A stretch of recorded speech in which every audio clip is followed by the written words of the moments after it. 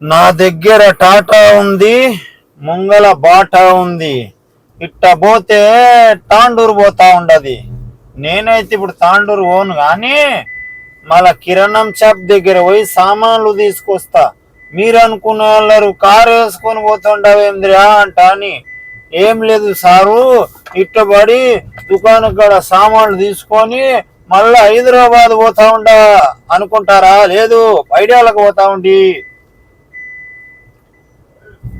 అని అమ్మ కూడా ఏందిరా దయంలో కట్టుతారాయనవు.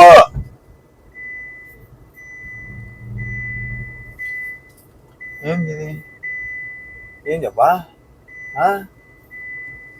ఏమి ఊరు బాగానే డెవలప్ అవుతా ఉండదు. యా ఊరు కూడా చూసినా కానీ బువ్వ దొరకదప్ప చాలా మాటుకు.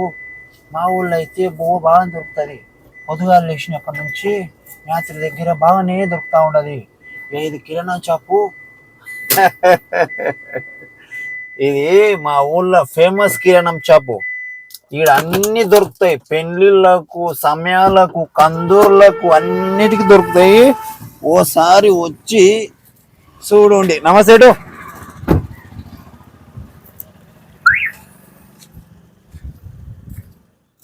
ఇక బావేపల్లికి వెళ్ళి ఇడికి రానికే